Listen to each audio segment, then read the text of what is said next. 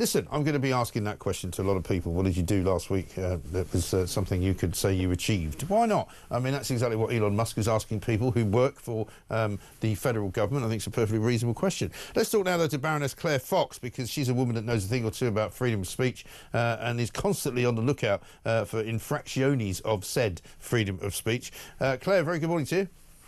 Good morning, Mike. Good to talk to you. Thanks very much indeed for joining us. There's an awful lot of money going south from this government. I mean, we've got Angela Rayner's department spending an extra £20 million on consultants and specialists in the Department of Housing.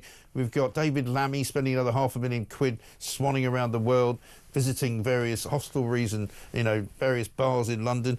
I mean, they're not very, shall we say, parsimonious with our money, are they? Well, one of the things that's interesting is that every time anyone asks about money, like about spending money on the military, for example, the 22 billion black hole gets added to the mix. And I think that all of us are sitting there counting up the amount of money they spend on things which we think, well, why are you spending money on that then? Yeah. That's a ridiculous thing to spend money on. Right. And a lot of their money saving schemes don't appear to be saving much money. So they're going to destroy UK farming, it looks, for very little.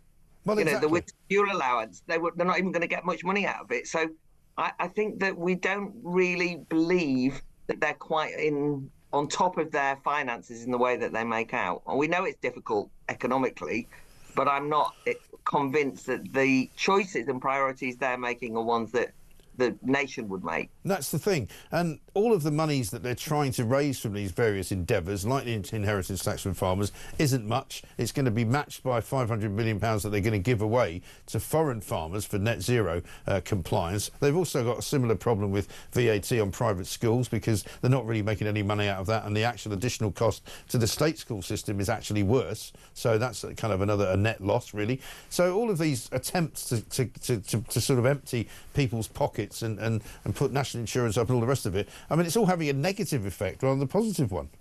Well, that's the thing. I think, however, you know, one of the big ones is obviously something like net zero, because that actually is undermining our ability to have cheap, efficient energy. And they're spending a fortune on what is, I think most people recognise, more ideological than practical. And we're all fed up with that. I mean, I think that has been one of the, I mean, it's actually a key factor in why there is a mess in Germany in the elections, because people have suddenly realised that the German energy policy has been disastrous. It led to the deindustrialisation of Germany, the powerhouse of Europe. Yeah, absolutely right. And there's a big shift. The fact that they won't look at that would indicate they're not really serious about getting on top of the economy. No, exactly right. And you've obviously been watching the situation in Germany. Tell us what you make of what's happened, because clearly we've got this new guy in charge who I was reading about in Unheard last night, is very much a sort of establishment figure, if you like. You know, he's not going to suddenly, he's not a Nigel Farage type figure, is he? He used to work for BlackRock. He's one of these guys that's been embedded into the sort of, you know, the global financial institutions of the world for many, many years. And he's refusing already to work with the AfD. I think the most significant thing about the German elections is that the mainstream parties have actually done badly, or largely. Yeah. The CDU, however, is in charge, and they've got a big majority, and they are an establishment party.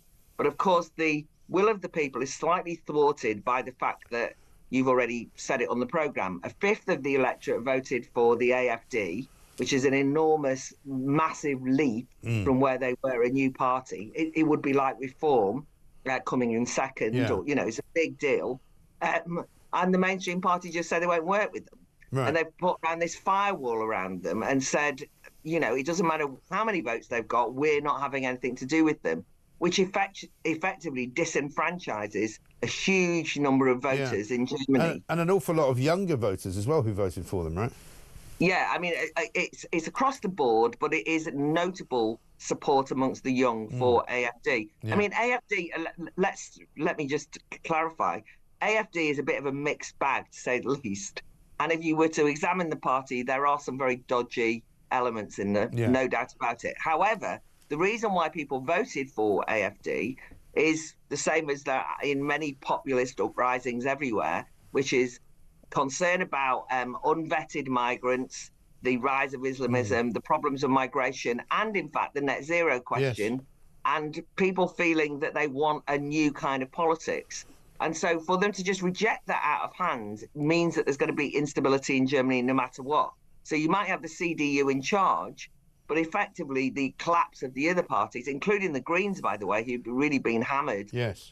would indicate that things are not going to be stable or settled in Germany whatsoever. No, of course, which then brings me on to Europe, because, you know, you were an MEP for a while. The European Union, it seems to me, becomes more and more irrelevant as these elections take place in different countries, because the same thing's happening in Germany that happened in France when Marine Le Pen did so well. Basically, the government sort of shut her out and didn't really, you know, everybody else kind of ganged up on her to stop her ability to become the next leader. Yeah, I mean, one of the things that really struck me when I was listening to that very impressive speech by J.D. Vance in Munich was that he made a really stinging point about the fact that there they were at a Munich Security Conference, and the Munich Security Conference had basically excluded some of those parties. You know, and he made a point that this is anti-democratic. And if you're talking about a democratic European Union, which obviously one might have a question mark over anyway, but that didn't bode well. I mean, if you start saying we don't like the public voting for the wrong parties, which is their approach, then that shows a lack of stability. So the EU can no longer claim, oh, well, we have this kind of very moderate outlook. All the members of our European Union are all of like mind and so on. That's absolutely not the case. In each nation state, there are real serious problems emerging for those governments because they can't command the authority over a substantial minority of their own electorate who just are saying no to things. Yes, exactly right. Let's finish up with that story from Manchester at the weekend in the Mail on Sunday about a visit by 2 police officers to the home of Helen Jones because she called outrageously for the resignation of a couple of Labour councillors on Facebook who had been embroiled in that Andrew Gwynn scenario. What do you make of all that? God. I mean, even in your worst nightmares, you can't imagine the police being so daft. I mean, this is utterly terrifying and ridiculous all at the same time. Yeah. Because we've got used almost to the police turning up and saying we're investigating to see whether you said something hateful about someone. Right. And we know that that's an outrageous assault on free speech. But this really is something from the worst kind of nightmares of, the kind of East German Stasi turning up. Somebody complains that a councillor should have resigned because he was in a WhatsApp group, which we now have revealed showed utter contempt for the local electorate. Right. A member of that local electorate comments in their Facebook group, and the police turn around. I mean, the weekend has been spent. I've been reading so many people in the Greater Manchester area telling stories of terrible attacks and crime that's taken place on them, and the police have not turned up. Right. They've just not, or there's kind of one cop who has turned up 5 hours later. This was police officers turning up on a granny's doorstep, a lady's doorstep, saying, we have had a report, an anonymous report, that you have said something that we want to investigate. Right. This is Stasi-like behaviour and is undoubtedly chilling. Because somebody else commented, well, at this rate, I feel like I better shut up. I think the woman herself said, I better not comment on anything. Well, because this is the thing. I mean, the police are claiming that basically they had a duty to inform her that there was a complaint made against her of harassment, even though they weren't going to do anything about it. Well, why didn't they just tell the person who complained about the harassment that it wasn't worth complaining about and say, that's the end of it, we're not doing anything? Why do you have to then go and tell the person who's been complained about in order to do anything other than to terrify them and to intimidate them? That's clearly what they were doing. I think that at the moment we've just heard as well that the government have got a disinformation unit which they're going to use to check on what people are saying. Yeah, I thought it was called the cabinet. Yeah, very good. But we've also found out that Apple have pulled out because they're saying that the UK government have demanded at the end of encryption, basically, or high-level security of your private messages. And this is the UK government demanding to have access.